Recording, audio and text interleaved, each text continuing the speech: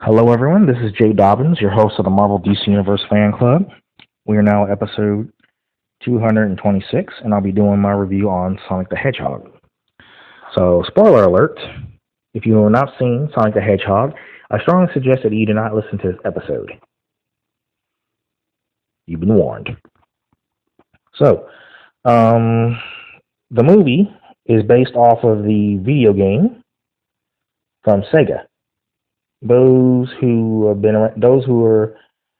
those who are 90s kid, those who are 90s, I mean, those who were born in the 80s would know, and those who were born in the late 80s would probably know who Sonic is, of course. Sonic was very popular back in the 90s. Also, anybody who's watched Sonic X,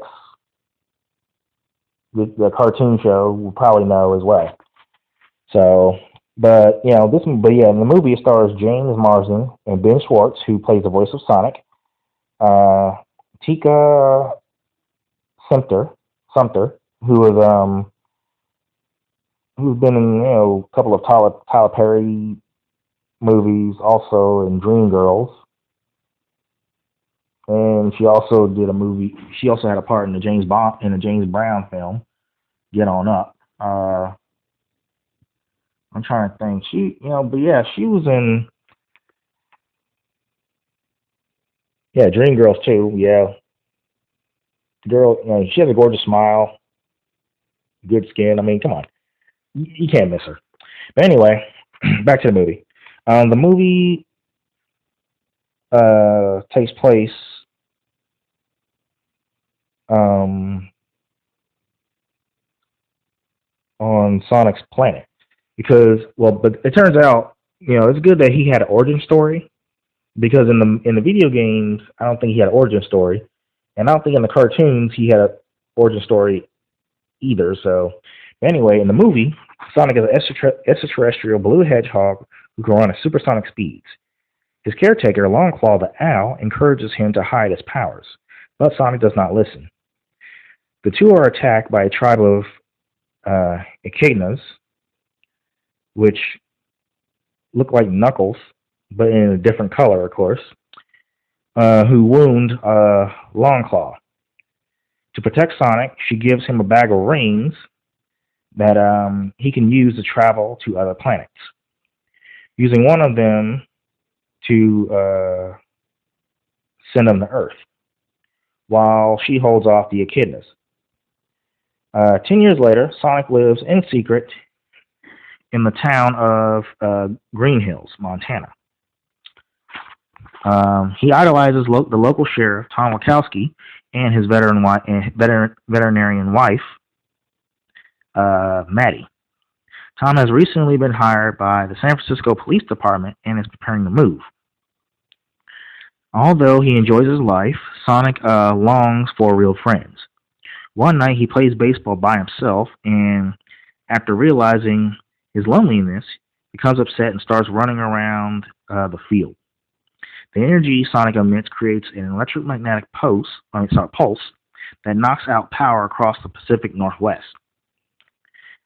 The United States Department of Defense enlists roboticist and scientific genius Dr. Robotnik to help discover the cause of the outrage. Robotnik discovers and tracks Sonic, who hides in Wachowski's shed. Sonic is discovered by Tom, who shoots Sonic with a tranquilizer and causes him to drop his rings into a portal above San Francisco. After Sonic awakens, Tom reluctantly agrees to help Sonic recover the rings. Robotnik invades the house, but Sonic and Tom escape. Robotnik comes across one of Sonic's quills and has Tom declared a domestic terrorist. Tom and Sonic narrowly evade Robotnik and grow closer as they journey to San Francisco. Tom realizes that the one thing Sonic wants is to have a real friend. Meanwhile, Robotnik slowly loses his sanity as the search for Sonic becomes more obsessive.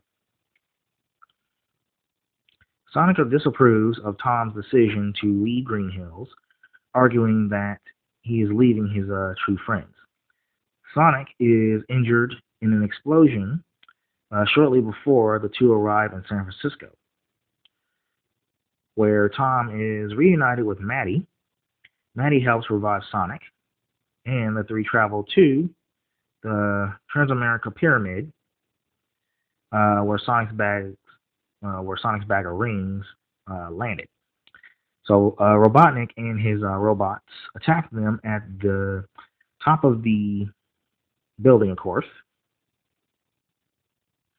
But Sonic uses the rings to teleport Tom and Maddie back to Green Hills before taking on Robotnik. Using the power of Sonic's quills, Robotnik achieves supersonic speed and pursues Sonic across the world. Damn. But anyway, so Robotnik and Sonic fight eventually. Sonic and Robotnik's fight eventually makes it back to Green Hills, where Robotnik defeats Sonic. However, Tom intervenes, and Sonic regains his strength after Tom refers to him as a friend. Sonic reclaims the energy that Robotnik is using. With help from Tom, Sonic uses a ring to send Robotnik back to a planet. Sorry, not back. He sends Robotnik to a planet made of mushrooms, which sounds like Super Mario, to be honest with you.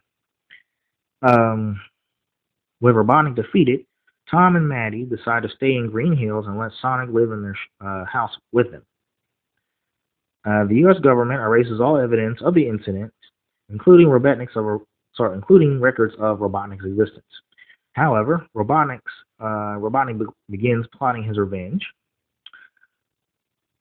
Later, in a post-credit scene, Tails, a fox from Sonic's world, emerges from a ring portal in search of Sonic. So, I'm gonna be honest with you. I wasn't sure how good the movie was gonna do, but it did. The movie did do good, and the writing was good. The cinematography was excellent.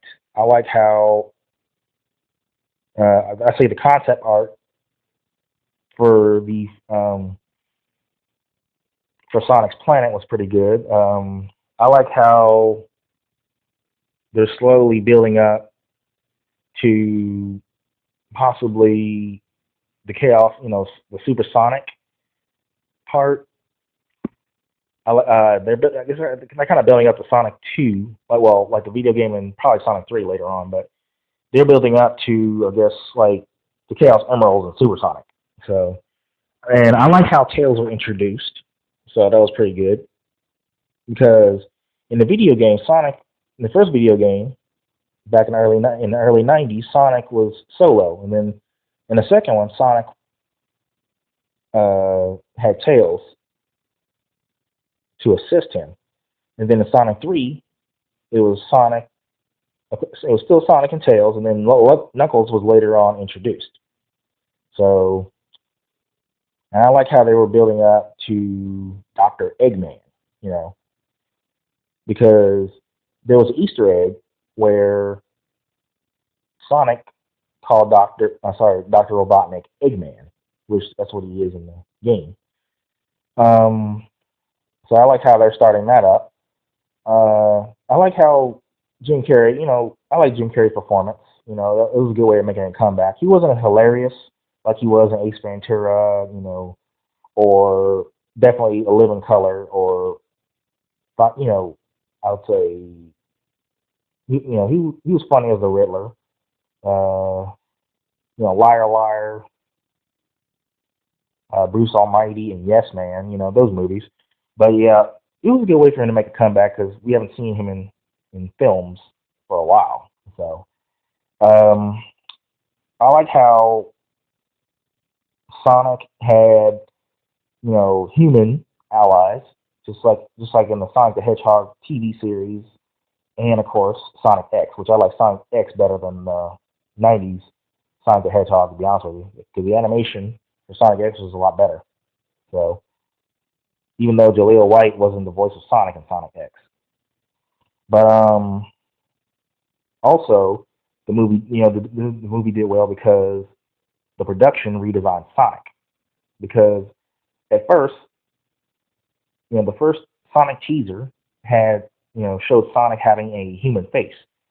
Didn't look right, and the fans were outraged, which forced the production to redesign Sonic to make him look exactly like the video game, but more lifelike. So with CGI. So I like how they did that, and I like how Sonic got his shoes later on. He got his shoes from Maddie's niece in San Francisco because the shoes that he wore throughout the film were worn out. Worn out. So, but yeah, Sonic is pretty much almost like he's pretty much as fast as the Flash, pretty much. If you've seen the film, that's how fast he was, like Quicksilver and Flash mixed in one. So, yeah. But I like, the writing was good though. It wasn't very good, but it was good. Good enough to buy on iTunes, watch, or good enough to watch a second time, whether it's on Netflix or Hulu, or maybe I can just buy it on DVD too.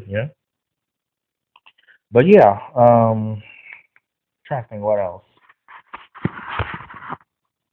Wasn't poorly made at all, and the production redesigning Sonic was the best decision that they ever made.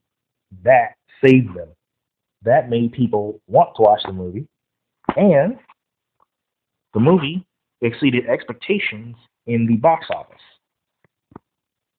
And also, I like how they introduced Tails, so that was pretty good. In case I didn't say that, but yeah, that was a good way of doing it.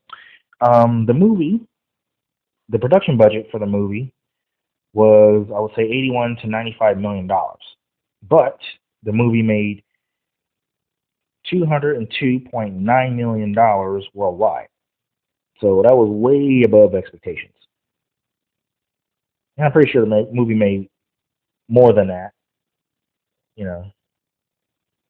I'm pretty sure it's gonna make more than that later on. But yeah, it was good. I gave it an 8.9 out of 10. I feel like they could have done more, but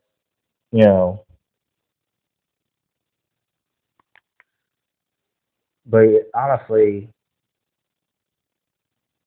I feel like they could have done just a little bit more.